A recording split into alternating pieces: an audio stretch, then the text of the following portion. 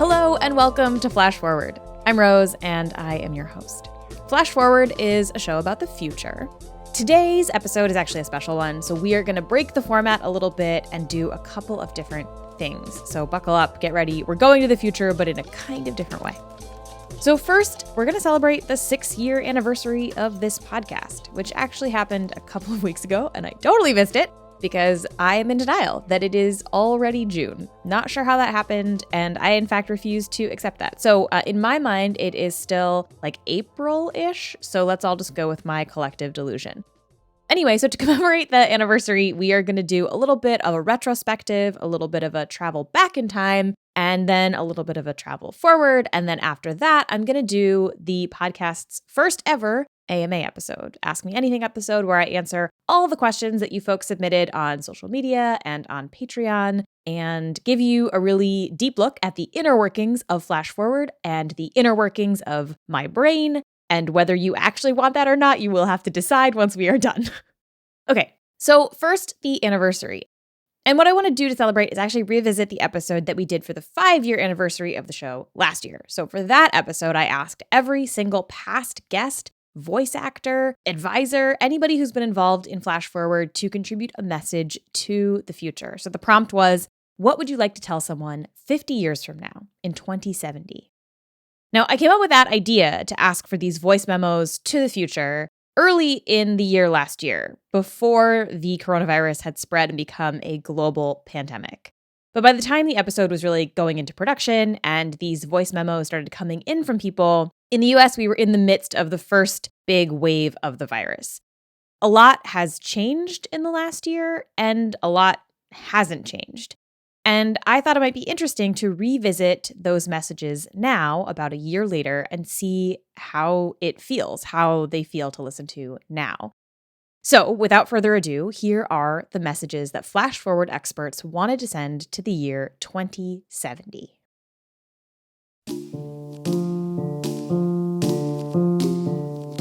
Dear future, I wish you Godspeed. Hello, people of 2070. Hi, Rose and future people. Hola, mis amores. First off, I want to say hello to all the cyborgs, mermaids, humanoids, aliens. Dear person in 2070. So, hello. This is Janelle speaking to you from the past. And I guess the first thing I want to say is sorry for what we are doing to set you up for some pretty bad situations, probably in the future. I'm really, really sorry. I realize that people in your year probably don't have many warm feelings for those of us living through 2020. I promise it is not our favorite year either. I'm sorry that there are probably hardly any insects or amphibians left, and that you'll probably never be able to see a coral reef. Those were really cool. What message would you like to send to someone living 50 years from now? I would ask if we're still protecting the planet, because that's one of the most important things in the world. I'd wonder if there were going to be as many trees from there, or if species that have lived while I'm a child have gone extinct. Probably will be. Yeah. It's been 100 years since the first Earth Day, and so many of the things that existed then likely don't exist for you now. Lots of species, but also whole places, rivers, rainforests, and those reefs. I'm seriously so sorry. Is there anything you want to say to someone 50 years from now about these things? Maybe someone your age, which is 11, in 50 years? You'll be 61 then. I told them to protect what little nature they have left, if there is little left. Yeah. And if we have a lot left, because people have taken a stand to make sure to protect it. What do you like most about nature? I like the fact that it's always changing. It's always in constant motion. Just like you. Yeah. Love you. Thank you.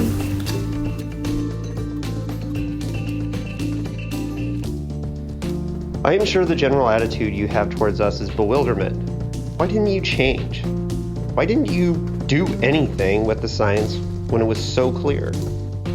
For people in 50 years who look back on this time, I hope they'll realize how many people see injustice and violence around us and want to change it and have no idea how. But mostly I'm very sorry truly sorry that we didn't do more.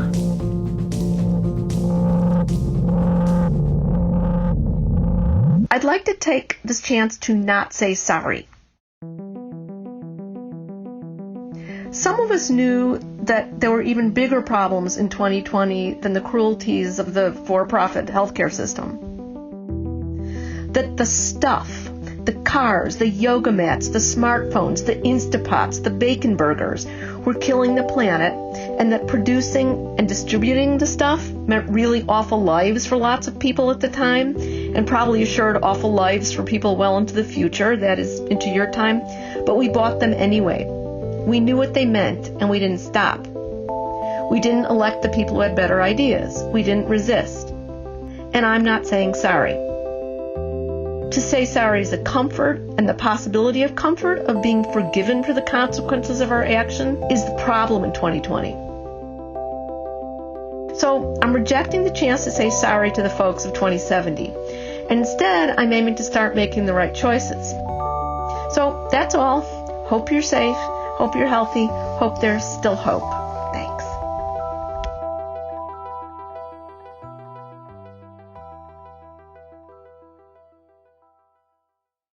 Hello, people of the future. This is People of the Past. You may have reasons to believe we were not a very smart people in the past.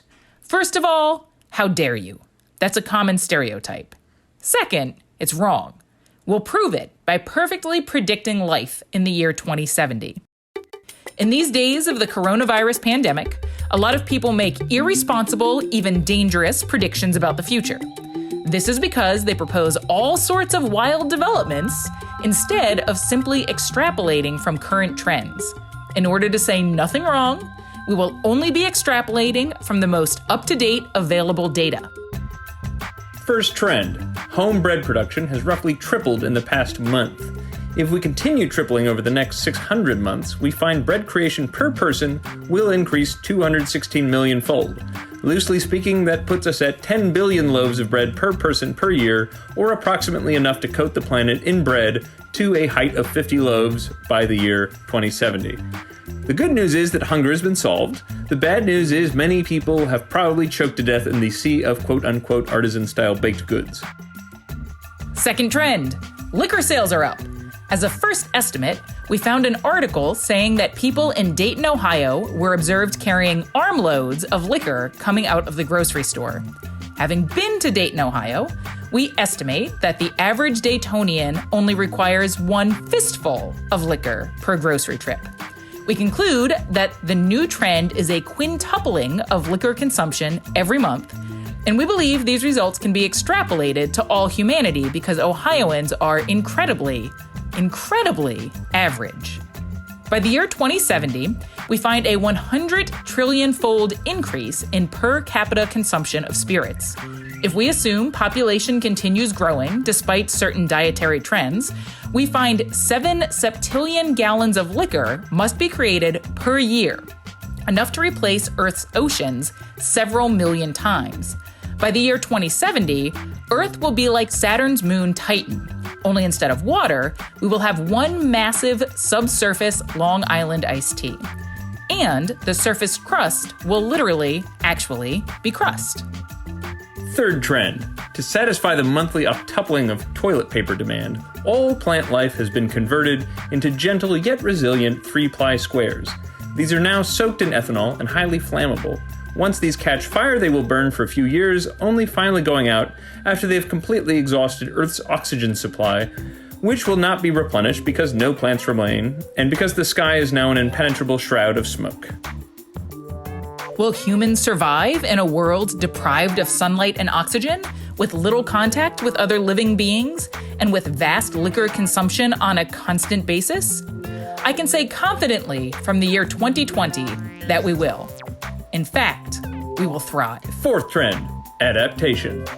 Given the quantity of people who are now home, and who have exhausted the entire libraries of Amazon and Netflix, we expect a factor of 10 increase in baby making. That takes us to a worldwide fertility rate of 24 children per woman. This creates a population doubling time of about 3 years. The happy result is an enormous number of humans for natural selection to select against. until we are whittled down to only those beings who can survive in a state of perpetual carb loading and inebriation. The sloshed will inherit the earth. That is our prediction, drunken fish people of 2070. Please know that from our vantage here in the dark days of 2020, we never lost hope, though we are sad to have missed out on utopia.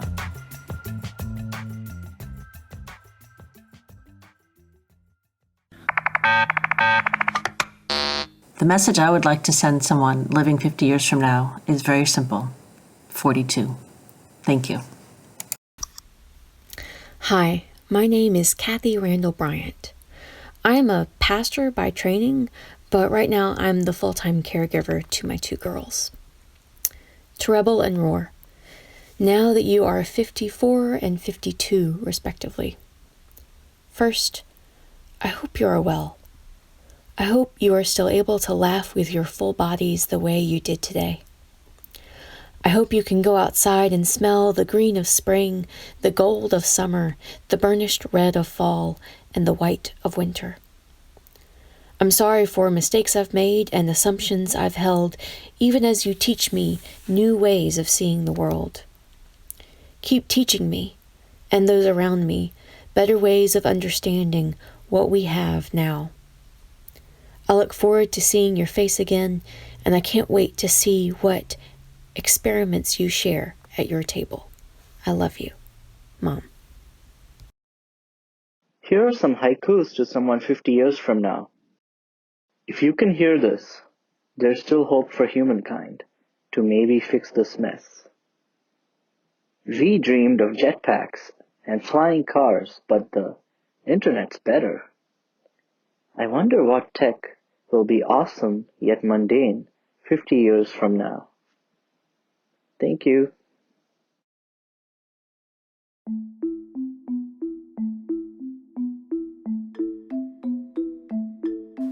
Okay, so I've been thinking about what I would want to tell someone 50 years in the future. And unfortunately, like the advice I wish to relay is not poetic or smart or time-worn or anything. I feel like I don't have anything that I could teach the future. I feel like all that I can do is document or attempt to document the moment we're living in. As a historian, often the hardest thing to recapture when we're chronicling the past is how people felt at a particular moment. Not the policies they made, not what got reported in the newspaper, but how people felt. And so I just want to use these couple of minutes to talk about the way I feel right now and the way I think a lot of other people are feeling about the moment that we're in. First thing I want to tell you there in 2070 is that whole bunch of photos that you see from the early 2020s when we all have terrible looking hair and look like we've been crying a lot, those are from the pandemic. I am recording this message after more than a month of quarantine because of the COVID-19 pandemic. I'm sheltering in place near San Jose because we're in the middle of a global pandemic. Yesterday was again the worst day yet in Los Angeles, where 81 people died. We are being treated as disposable. No one is looking after us. No one is going to work to make this easier for us. One of the things that historians often wonder is, did they know? Did they know they were living through a transformation? And it's not all that often that it seems that people did know and did feel, wow, things are really changing. But also it's hard to have the sources to actually assess that awareness or not. So I'll tell you right now, it does seem like we're living through history. And I want to say hey to the humans in 2070, 50 years from now. No part of what's happening for you now was inevitable. And I feel like the message I want to say to people living in the future is that, how do I put this? I can so vividly imagine a future where everything gets wrapped around the coronavirus outbreak. I feel like as an old lady, I'm going to be correcting people all the time. Like, no, people were using viral before. Like, that was a thing. Screens were also already a thing. We were already devising ways to avoid each other and have food delivered to our doors. And society was already extremely rigidly striated. And it was already really hard to live and get by, and that the coronavirus really only drew these things into stark relief. History is very queer, or I guess time is very queer. Both things can be true at the same time. Nothing just happens instantaneously. If I were to send a message to someone 50 years in the future, I would ask them to learn the right lessons from history. I think it's really natural to look to the past for guidance when we see uncertainty and oppression and violence all around us. And we look for patterns, which is a good thing to do. But oftentimes we will sort of fix ourselves onto a particular analogy, and I think that will often blind us to the kinds of oppression and violence that are happening around us. It really narrows our view. As an environmental historian, I believe history should be useful for the present and the future, and I'd like to take this occasion to send one reminder to students in the future, 50 years from now, in the year 2070. Remember this: shit happens. Or to put it more politely, contingency matters. What I mean by saying we should learn the right lessons from history, I think we should remember that exact moments in the past never repeat themselves. And by presuming that they will, we blind ourselves to tragedies that unfold right before our eyes. Some might even say that contingency, that unpredicted stuff happens, is really the only domain left that historians are uniquely trained to try to understand, explain, tell stories about. By looking for perfect metaphors and analogies to the past, we lose sight of how millions and millions of guises violence and oppression can take and how it can transform, and how it looks like something different even if the same kind of oppression and violence is still happening. And when we spend all of our time looking for something exactly the same as the past, we end up ignoring it or even legitimizing it, right? Or arguing over the accuracy of our analogies. We really specialize in what the models can't explain, that shit happens, that history matters. It's not that the past has nothing to teach us. It teaches us the multiple guises in which violence, oppression can happen, and how we legitimize, explain away, downplay, or wipe from memory as it is happening in real time. Think of a classroom in a university. I hope you still have those in 2070. It is filled with seats equipped with a writing surface for taking notes. The seats all face a lectern at the front.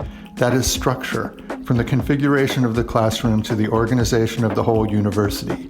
Now the students file in, sit down, and take notes as a professor stands at the front of the room and lectures. That is reproduction. Together we are all reproducing the structure of the university year after year. And what about agency? You as a student have some agency. You chose to learn this subject, presumably to shape your own future. You could attend or skip class today. I as a professor have some agency too. I can choose how to teach this course, but teach it I must to keep my job. And then, suddenly, it is all over. On the last day of class, the classroom sits empty. No students, no teacher. A viral pandemic abetted by an inept government response, led by a corrupt, idiosyncratic president, has changed everything. That's contingency. Shit happens, and that can change your future. Oh my God, 5 minutes. Sorry, I'm turning into my mother, like leaving these rambly voice messages.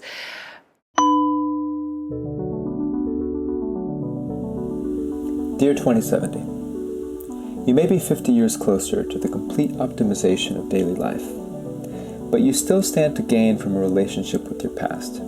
Specifically with the humble corporation by the name of Object Solutions. Divided by time we may be, but united we stand in the goal to streamline humanity into a seamless consumer experience. You may have more advanced technology, bigger data, but we still have that lucrative connection to the human soul. To that end, I slide my proposal across the tables of time. Object Solutions invites you to a formal meeting at our headquarters. 50 years ago, today. With our guidance, you can have access to a society that's still separable from artificial intelligence. These days, if you try hard enough, you can still get a human on the phone. You can still truly know yourself and connect with others with only minor guidance from an app. Personally, I have more close friends than I do smart devices. But that time is fading fast. It's a perfect opportunity for you to capitalize. I'm not talking a corporate merger that could step on some butterflies, but let's call it transactional time travel. Object Solutions is poised to be the corporate steward for the future you wish you were. I think you'll find a lot of opportunities in this time period. 2020 is not too early, not too late.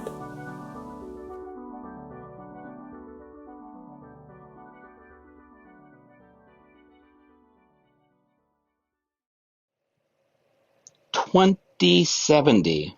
Hello. I think a lot about you. First, let me say, while you're probably caught up in all the nostalgia that's everywhere you look for the 2050s, let me tell you that you are living in one of the best of times right now here in 2070. How do I know? Well, sit down. You're probably not going to be ready for this.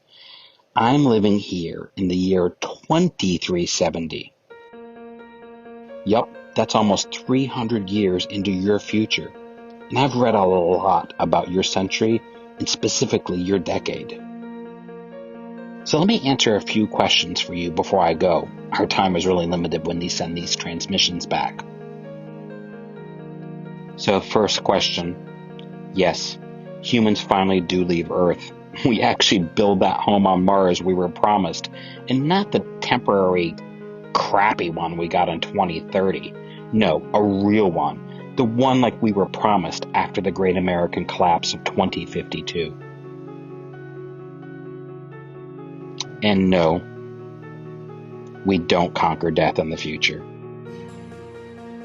You see, as you remember, after the first full-time BCI, or brain-computer interface recipient, was attached to AI to form our first hybrid intelligence in, I think, 2046, we thought that would be it. Having people inside AI with all their memories, hopes, and dreams would create a new place for us to live. Unfortunately, sometime in your next 40 years, I think around 2112, we find out that mortality is part of a system of sorts that functions outside of our worlds, outside of our consciousness. It kind of keeps a cosmic order. It's important. So, it might seem scary. Times have that effect on people. The world is really divided, and we've seen this before. Our ability to dream, be lost in thought, have nightmares, or even just wonder out loud something when we're alone. That was our first glimpse in what it was like to tap into this river of time. Here in the future, we all have the ability to change not only the future, but our current moments. We've learned that using this feeling of daydreaming and hope has a way of reshaping our reality. We even have a term for it. It's called flash forward. It's kind of magical, and we don't use the term magical lightly. Take care. See you soon.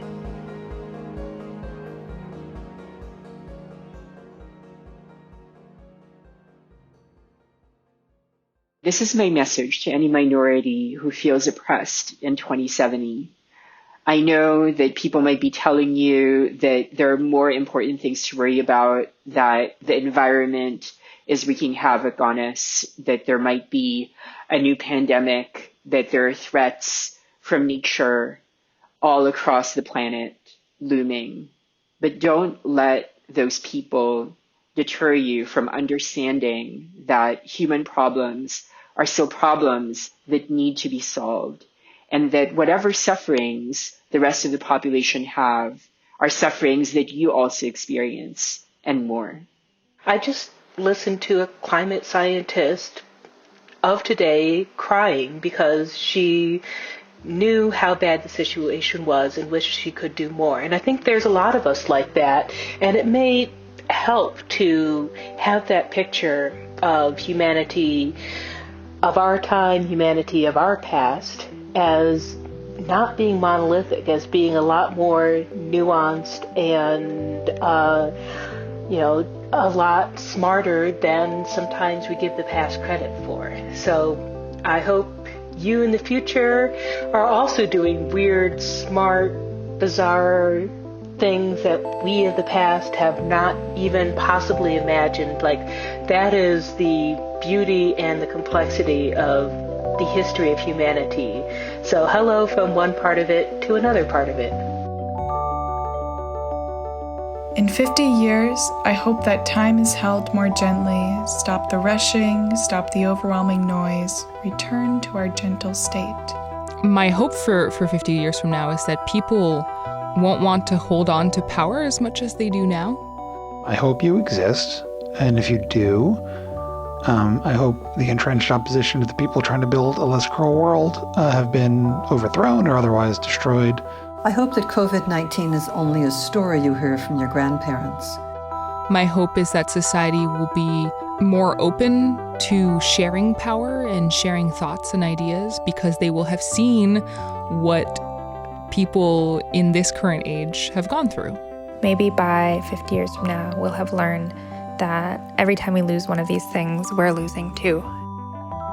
We hope that knowledge is free and accessible, that institutions stealing ideas and enslaving their workforce are brought down, that no bodies are treated as disposable. What I hope for the continent of Africa and my country, Ethiopia, is that 50 years from now, we embrace both our identities, our languages, and science and technology. I hope that you're listening to this at a time where you can talk freely about your emotions, your thoughts, and your struggles with no stigma attached. That communal knowledge is recognized for the power that it has and that it is prioritized. I'm hoping that 50 years from now, you're looking at the lessons that we've been trying to learn for the previous 50 years and the 50 years before that and the 50 years before that, and you're thinking about them as places where we had good intentions but had not yet reached meaningful execution. I'm hoping that you've built on that as much as possible. In 50 years, I hope to see a world anew, living in old age, a hardened soul and a softened heart, living in the gentle springtime breeze. May you treasure the oracles that are in your communities right now, and I hope you listen to them with an open spirit and heart. Hopefully 50 years from now, everything that I'm saying is second nature and you'll just go, well, yeah, of course. I hope people will listen, but I also understand on a deeper level, if you are there to receive this letter, then people must have changed. 2020 has been a challenging year, and my hope is, and you would know better than I would, that the people of my time realize how easily they can lose everything. We don't always get it right, but we keep on trying. And maybe that is because of hope. I hope that you are still trying to, even when you don't get it right. I hope that you are still asking for what you need. I hope that you are listening. I suppose what I would want to tell you is that we loved and cared and listened and supported each other. We didn't always get it right, but we kept trying.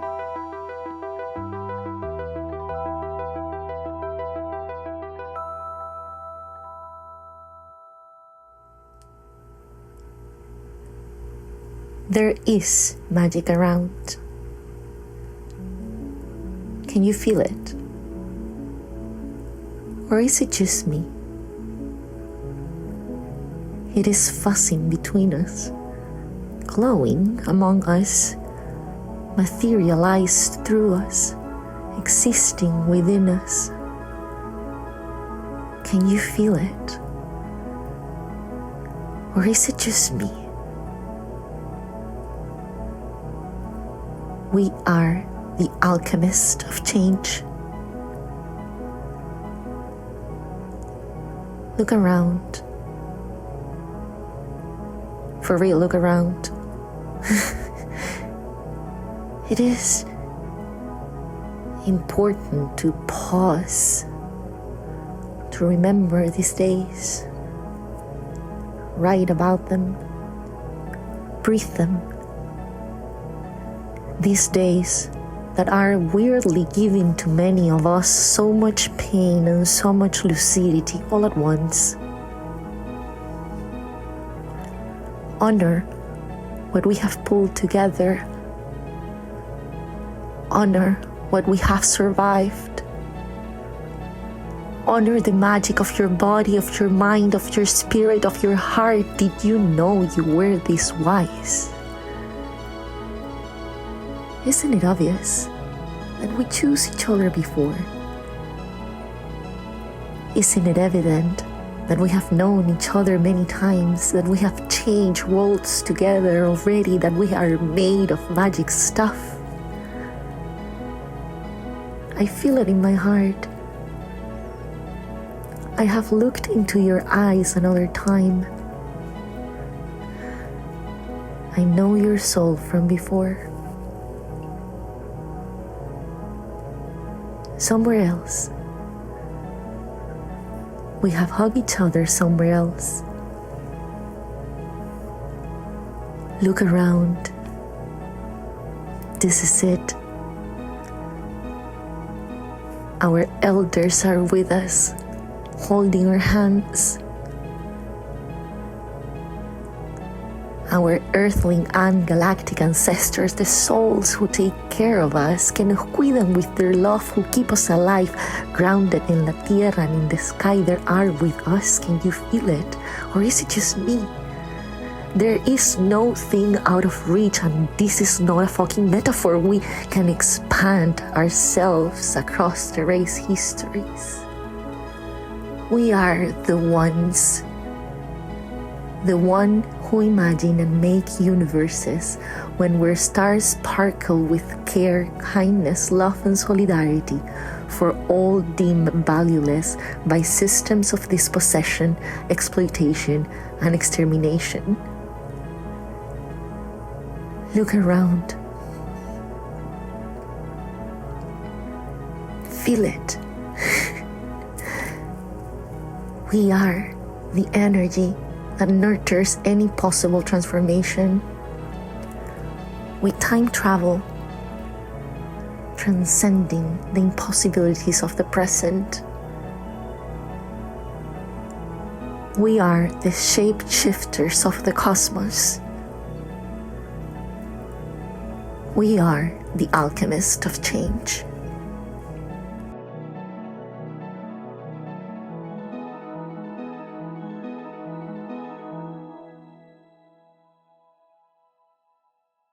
Smell you later. I think a lot about how the things that we do today will be interpreted and understood in the future. So I spent a lot of time wondering what people in 50 years or 100 years are going to think about the choices that we're making now. But the thing is, we can't really control how future histories will process us and look back on us. All we can do is try and make the best decisions today, to take the best steps forward right now. In fact, I think it's actually sometimes a bad idea to think too hard about how history will judge us. Because the choices that we make should not be fueled by some hope for a legacy, right? At least not primarily. They should be about how to help the world now. The people who need help now, the futures that are right in front of us, right? Tomorrow is just as much the future as 5 years, 10 years, 100 years. I don't think you make a better future by spending all your time thinking about how the world of 2070 will regard us. I think we make a better future by making tomorrow better for the people who need it today. Anyway, I am getting on my soapbox now, which I do try to avoid most of the time on this show, sometimes unsuccessfully. But re-listening to that did get me thinking about how hopes for the future do or don't age, even in just 1 year. And I'm really curious for you all listeners how listening to that felt now compared to maybe last year, if you heard it then, or if this is your first time hearing it, how it feels to hear it now. It's like a weird little time capsule from the past about the future. So let me know. You can email the show at info@flashforwardpod.com, or you can put your thoughts in the Facebook group or on social media, or you can just yell them into the void. That is also a totally good option. Okay, now we are going to take a quick break, and when we come back, I'm going to answer all of your burning questions about the show, my favorite sports teams, and whales. But first, a quick break. Okay, it is AMA time. ask me anything. So I solicited these questions on Patreon and on Twitter and on Facebook and on Instagram. If I don't get to your question, I'm sorry. I will try and get to all the leftovers later, either in the newsletter or on social media. I'll figure that out. A bunch of people asked about my tattoos, asking for like an explanation of them. And I'm just going to say that I'm not going to do that because it is not interesting to hear about tattoos that you cannot see via audio. But I may do a tattoo tour on Instagram at some point in the future if that is something that people are interested in, but I might not. I don't know. Only time will tell. We'll figure it out later. For now, let's get into questions, and we will start with the history of Flash Forward.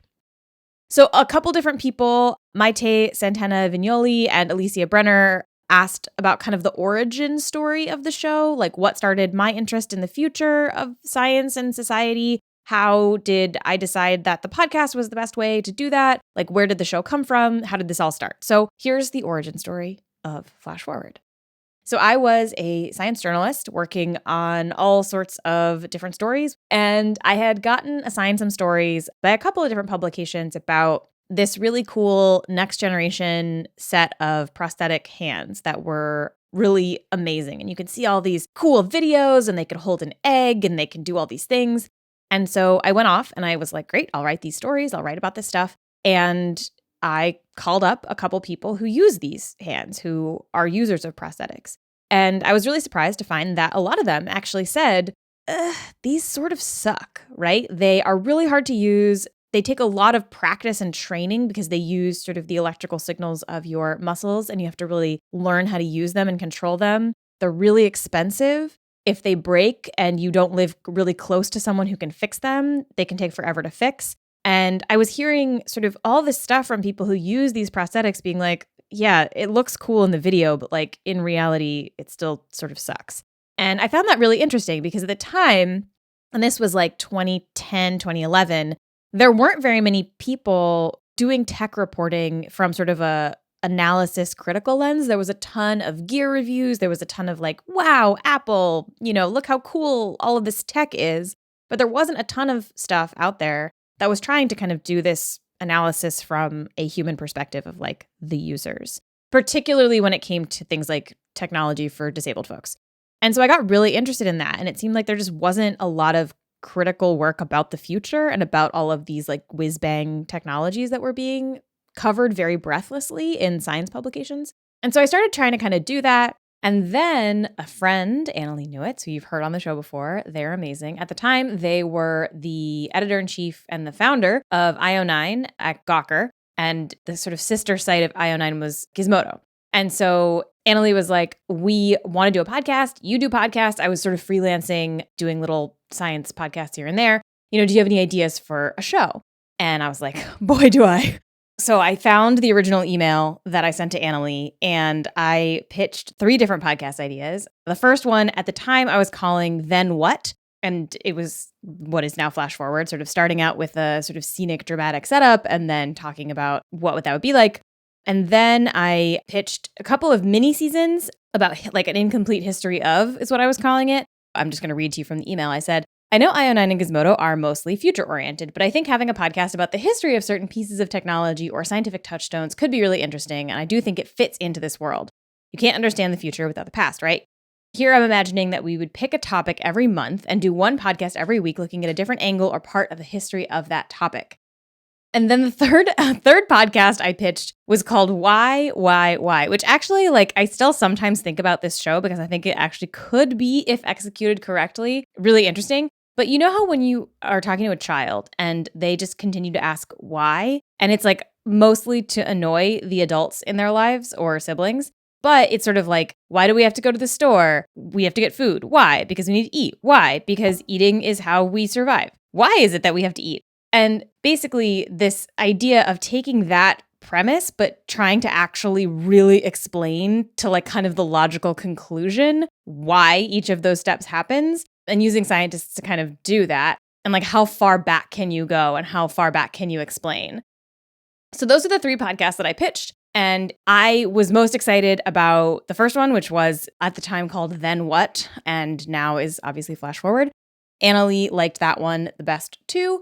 So it was sort of a no-brainer to do that one. But so those are the original 3, never before heard of ideas that I had pitched. And so Annalee commissioned a pilot episode for Gizmodo of 23 episodes. The first season they were really short. So each episode we shot for under 20 minutes, usually one expert, sometimes two experts that you'd hear from, and the little scenes at the top. And so that's sort of what it started with. Then at the end of that season, a lot of things had changed at Gizmodo. Annalee had left and moved on to something else. Also, Gawker, the parent company of Gizmodo, was going through, let's say, a challenging time. If any of you follow like media gossip, it was right when Hulk Hogan sued Gawker. And so everything was kind of like imploding a little bit. And so I took the show independent from there. And that actually relates to a question that Gerald Taylor asked, which is, why did you change the podcast name after season 1? So if you are a old school listener, back in the day, season 1, it was called Meanwhile in the Future. That was the name of it. And I had to change the name after season 1 because that was the thing that Gizmodo wanted to keep. They said, you can have the podcast, you can have the RSS feed, but we want to keep the name, which I said, fine, that's fine. And so that is why I had to change the name to Flash Forward. A couple of other questions around like early days of Flash Forward origin stories. Kata Zarandi asked, how did you meet Tamara Krinsky and how did she become a recurring voice actress? So Tamara sort of was in the science communication, science journalism world early on. It still is. Tamara's great. I'll link to her website in the show notes for this podcast. So the secret of the first season is that I had no money to pay voice actors. I was paid $250 per episode of the show for the first season. And so I could not afford to pay voice actors. So a lot of the voices that you hear in the intros for the show are either me playing a bunch of different voices or Gizmodo staffers who were totally great, amazing, game to do this. And some of them actually still do voices for the show. So Brent Rose, who you hear on the show to this day, was a Gizmodo staffer at the time and volunteered to lend his voice to the show. And then Tamara was down and willing to do it as well for free. Today, I pay voice actors. Everybody gets paid, and that is thanks to Patreon and ad sales and all that good stuff. So people do not do voice acting for free anymore. Okay, so now we have some questions about the process of putting together the podcast, sort of like what it takes to make Flash Forward. So Brian Smith, Alex Thielander, David Spooner, Noella all asked questions about how many episodes do you have planned in advance? Do you have season and idea topics you want to do, or do you just sort of come up with them during the season break? How do you organize your research notes? Just sort of like, how do you put together the podcast? So we tend to do 5 episodes at a time. We're usually working on 5 episodes at a time. The season is always 20 episodes long, so that gives us a nice kind of like set of the episodes. The research process. Okay, so originally when it was just me working on the show, the research organization system was a librarian's nightmare, because I would just dump all the PDFs into a folder and kind of like vaguely remember what they all were. And I had a big Google Doc that I would just kind of like dump links into and make notes to myself and whatever. Now that Julia is on board, they are very good at organizing things, and they make a lovely outline every time for almost every episode that kind of is like, you know, here are people to talk to about this type of thing, and here's a bunch of resources and links and everything. A couple of other questions about picking episodes. Noella asks, are there topics that you have picked because you personally thought they would be fun or interesting? And the secret of this show is that literally the only reason we pick episodes is when we think they will be fun or interesting. One of the nice things about making an independent show that is just me and Julia and no one can tell us what to do is that we do just get to do things that we find interesting. If we worked for a big company, we might have to get like more of an approval on certain things, but we just do things that we find personally interesting. And if something isn't interesting to us, we just don't do it. I don't know. I feel like there are ups and downs to being an independent podcaster. It is volatile and uncertain and can be really stressful. And so you might as well do episodes you think are cool and fun. That's really what drives this whole ship, is like things that we think are interesting. Okay, Eli Lork asks, are there any futures you tried to do an episode about, but for some reason they never came together? Navina Histrazova also asks a similar question. What is the episode you always wanted to do but never braved doing, and why? And then Daniel Solis asks, if you didn't have to do all the work to produce it, what future would you want to feature? Or what future have you wanted to feature, but it was too much work? So there are kind of 2 answers to these questions about episodes that we kind of wanted to do, but didn't end up doing, or sort of like can't figure out how to do. And the ones that we can't figure out how to do are things where I feel like there's nothing new for me to say about it that listeners probably haven't already heard. So the example I always give for this is driverless cars. You've heard about driverless cars. You've probably heard that driverless cars have been overstated and probably aren't going to happen anytime soon in a big way. You've also probably heard speculation around like what would happen if a driverless car was hacked and like who'd be responsible in a crash and all that stuff. I just haven't really found an angle or a way into driverless cars that is interesting to me. See earlier point about things having to be interesting to me. And also feels like it's going to tell y'all something new that you didn't think about before. That's one of the big goals I have for every episode of Flash Forward is that there is something surprising for people that they probably haven't thought about. And if I can't think of something like that for an episode, we just won't do it. So that's kind of the episodes that I haven't figured out how to do are often highly requested ones that I can't figure out a way to do that like is interesting to me and also feels like would be interesting to other people. The other bucket of episodes that I would love to do, but we haven't done and we don't do, and I would love to figure out a way to do, is more international episodes. So Flash Forward, as you've probably noticed if you've listened, is really US-centric. I live in the US, Julia lives in the US, most of our experts are in the US, and I would love, like obviously the future doesn't just happen in America, in the United States of America, and I would love to do more international episodes, but I want to make sure that I'm doing them correctly and doing them well and not kind of just like parachuting into a place that I don't know very much about. And so ideally, if we were going to do a series on that was like an international series, which I'd love to do, it would require paying reporters who are in those countries to kind of like tell us what the most interesting futures to do there are and do some reporting for us there. And I just don't have the budget currently to do that. So I would love to, and one of my goals this year is to apply for a couple grants for that kind of thing. So that way we can maybe do an international season or even mini series or something like that that talks about these more international futures. Because, I would love to make the show a little bit more international. I know right now it is very US centric and listeners have noted it. And so it's a thing I'm thinking about a lot. Carlos Romero asks, have you experienced creative block during the show? Thought you ran out of futures or didn't know how to piece together a script or a given future? I've never run out of futures. One of the nice things about working on this show is that there's like an unlimited number of episodes. You could make Flash Forward literally forever because there are always new futures to talk about. I've definitely had moments when I'm working on an episode where I'm like, oh God, I don't know how I'm going to make this make sense. Or what mostly happens is that we get pretty far into the episode, like production, and I realize on like the Thursday before the episode goes up on the next coming Tuesday, that we have a big hole in the episode and that we really need someone to talk about blank thing. And usually what happens then is I panic, send out like 15 emails to different sources, assuming that maybe one of them will get back to me. And then most of them will get back to me. And then I'll wind up having like 5 extra interviews in the episode. Okay, a couple last sort of general podcast questions. Katie Yu asks, what is something you wish other people knew about making a podcast? And my main answer to that is that it is much harder than you think. Maybe you don't think it's easy, but a lot of people will say on like the internet or even in like publications, lots and lots of publications about podcasts will say things like, podcasting is so easy. All you need is a mic. And that is true in the sense that like writing a book is so easy. All you need is a Word document, right? Like it's not easy. Even the podcasts that seem easy, right? I think Flash Forward is probably pretty obviously a lot of work. I think most people who listen can see that. But even the shows that you listen to that are maybe just a couple people talking, if they're good, chances are, just take a listen to the list of producers at the end of the episode. Chances are those producers worked really, really hard to prep the guests, prep the hosts, do all the editing, and cut out all the stuff that isn't funny in a conversation that someone might have. Very, very rarely is a good podcast literally just someone sitting down and talking. That's just like not how it works. Okay, moving on to other things. Abiola Akani asks, what has the last year plus been for you with the pandemic, book release? What has been difficult and what has brought you joy? Oh, that's such a sweet question. I feel sort of like almost like survivor's guilt about the pandemic. I've been very fortunate. We have been relatively untouched by the sort of like wave of destruction that the pandemic has sort of brought to so many people.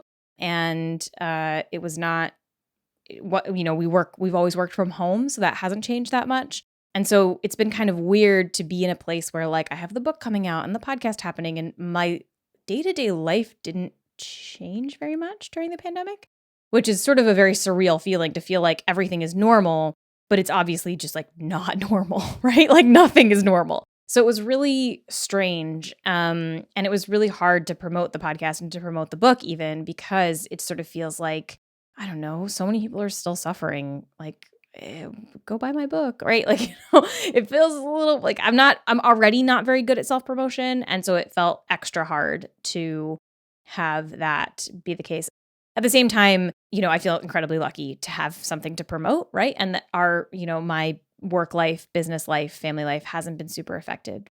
And the thing that has brought me joy, well, I have some friends here in the Bay Area that I was able to kind of stay in touch with and do outdoor safe activities with. I learned to roller skate with a friend, and I've been doing my ceramics, which you can find on the Instagram if you're into like weird sculptural ceramics, which is what I do. Okay, Pierre M. Baez Ortiz says, favorite/most impactful movie and or book, either fiction or nonfiction. I think that, if I'm honest, most impactful book for me was probably A Wrinkle in Time. And actually, really, it's the sequel, A Wind in the Door, because it had a bunch of things about mitochondria, and I got very invested in that and excited about that and into biology because of that book. Grace Hager asks, what are some of your favorite podcasts? Okay, podcasts I listen to a lot of are Ologies, which I'm sure many of you already know about, Gender Reveal, which is a great show about gender.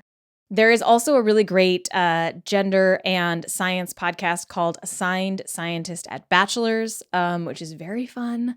On the fiction side, a fiction podcast that I listened to recently that I actually want to re-listen to because I thought it was so good is called Forest 404, and it's from the BBC, and I thought that was a really good show, so I really liked that one.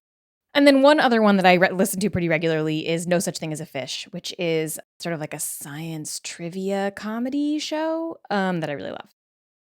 Okay, now we're going to do a couple questions about specific science and tech futures. So Damien Moody asks, as a homesteader and ward of a small forest, I wonder about insect and wildlife loss and how it affects everything else.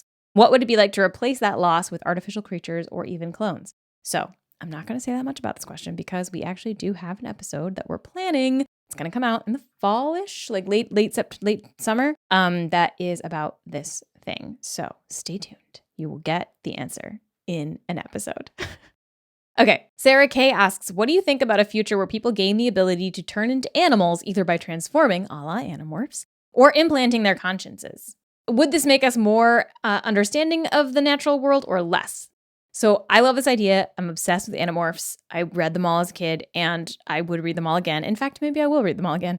I think a lot, as you all know, about animals and about the ways in which we think about them and think about their brains and how they work and what it would take for us to respect and recognize other kinds of intelligence or other kinds of consciousness that aren't like humans. So, I think that one thing that's really interesting is that we often assume that if we could just step into the shoes of another person or maybe a creature, we could understand them, right? We could better understand and relate to them, maybe respect them. And that's kind of like, in some ways, some of the premise of Animorphs. But there's actually a lot of really interesting research in psychology that suggests that that might not be the case. So there are a variety of simulated experiences. Some of them are AR and VR. Some of them are more analog. For example, there are a couple of simulations that people will do sometimes to try and increase empathy for disabled folks by doing things like making people wear a blindfold around to, sort of simulate blindness. But what they find is that a lot of the time at the end of these different simulations and experiences, people actually report, when you sort of try to measure their empathy, it winds up going down because people think like, oh, that wasn't that bad, right? Or like, oh, I could totally do that. And it winds up sort of backfiring. So I sort of wonder, if you could step into an animal's body, would you actually be able to respect that way of thinking and being in a way that would actually increase empathy? I think a lot about, there's a part of Sunara Taylor's book called Beasts of Burden, which is an amazing book, and I highly recommend it, where she talks about the chimpanzees who were in the news a lot after they were sort of being used for animal research, but then taught sign language, right? This was a big thing for a while. And once they taught the chimps sign language, all of a sudden people were like, oh, no, we can't use them for research. Like they can speak to us. They can speak sign language.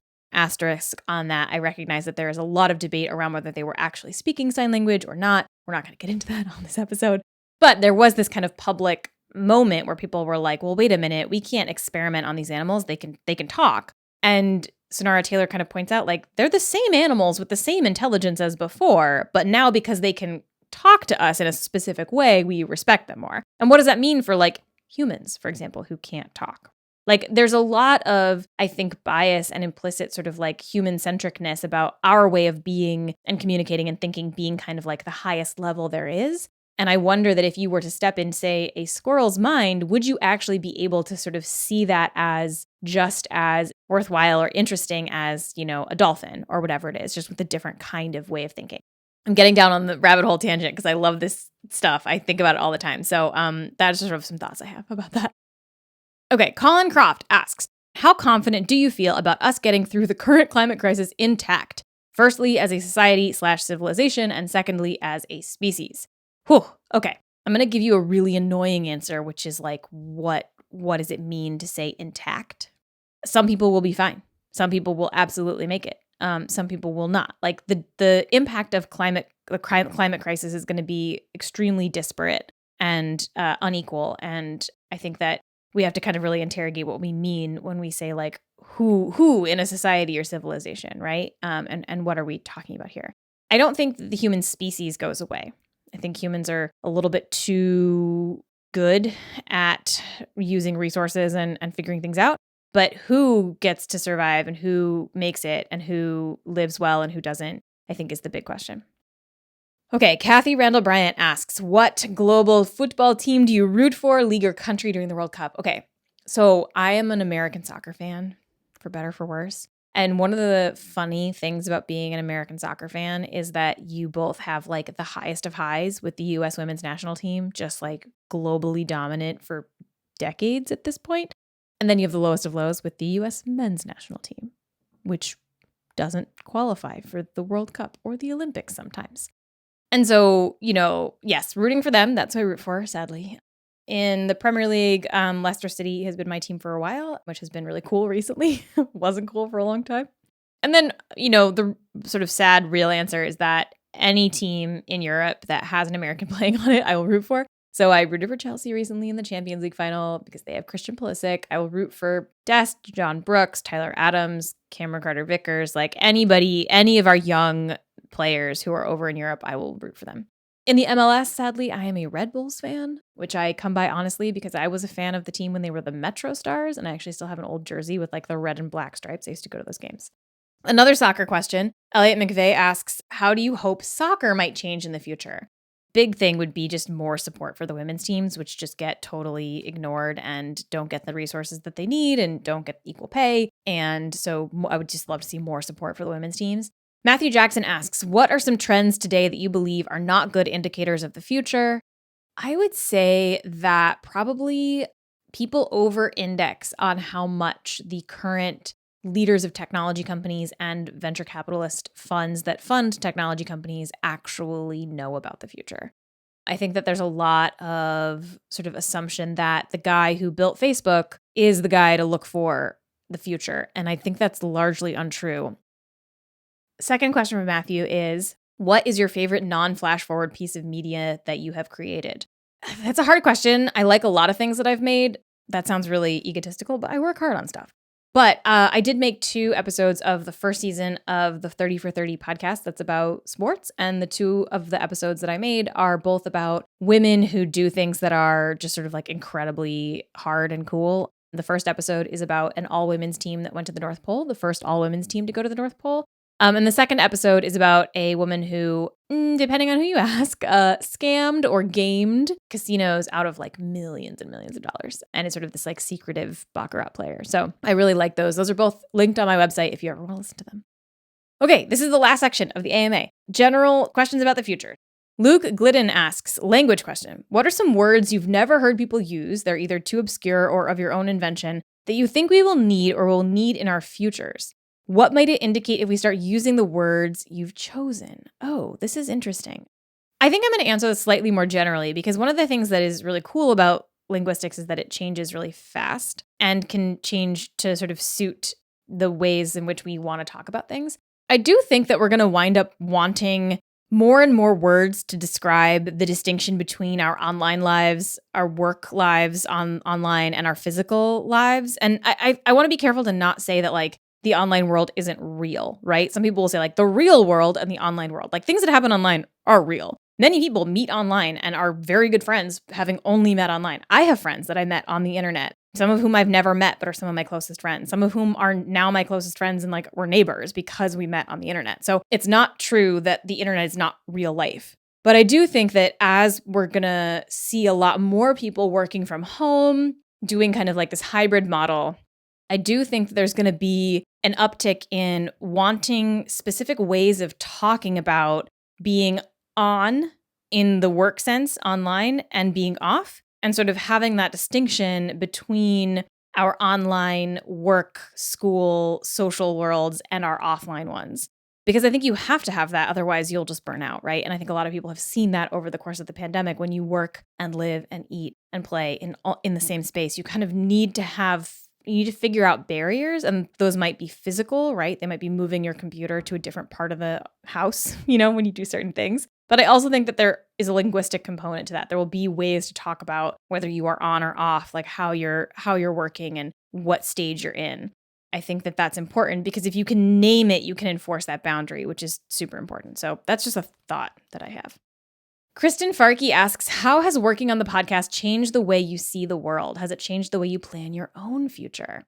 I think a lot more about what kinds of futures I want to see. And then beyond that, like more specifically, how to get there. Like what are the day-to-day things that I can do to get to that place? And kind of really trying to identify the places where I can make an impact and recognize the places where I might not be able to, and not wallow in that recognition of the places that I might not be able to, but be aware of it and not kind of feel totally lost and hopeless in those places.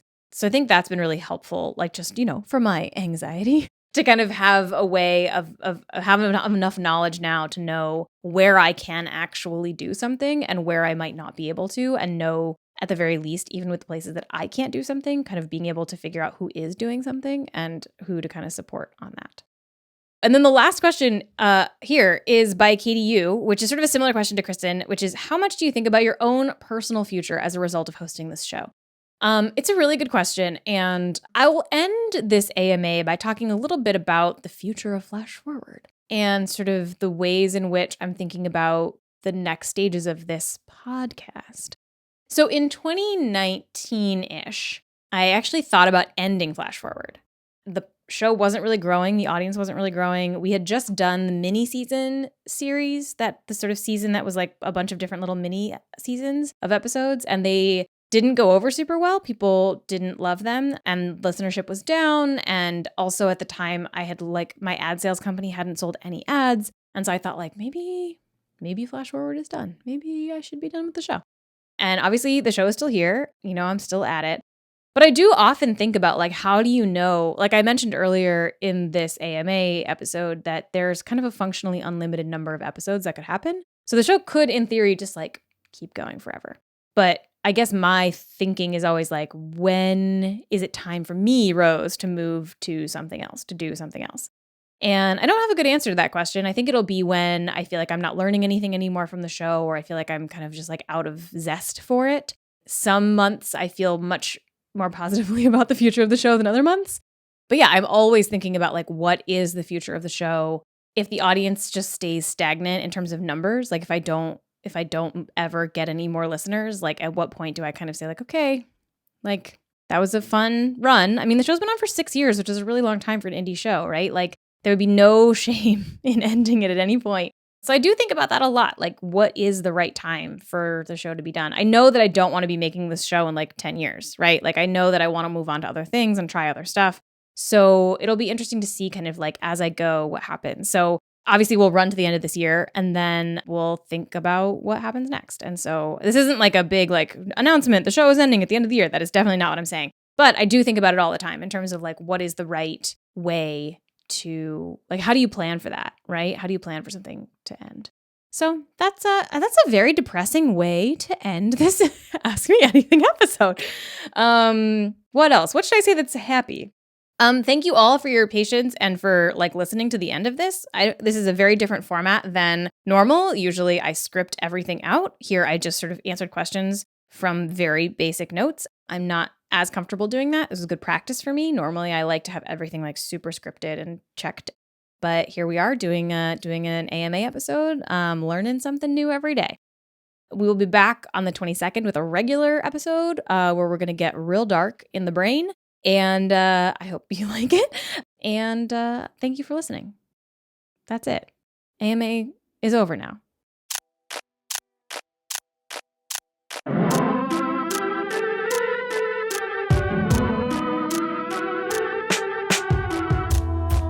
Flash Forward is hosted by me, Rose Eveleth, and produced by Julia Lines Goodman. The intro music is by Asura, and the outro music is by Hustleonia. The episode art is by Matt Lubchansky. If you want to suggest a future that we should take on, you can send a note on Twitter, Facebook, or by email at info@flashforwardpod.com. We do genuinely love hearing your ideas. And if you want to discuss this episode or some other episode or just the future in general, you can join the Facebook group. You can just search Flash Forward Podcast on Facebook and just ask to join. You do have to answer one question. It's very, very easy. And if you want to support the show, there are a few ways that you can do that. You can go to flashforwardpod.com/support for more about how to give.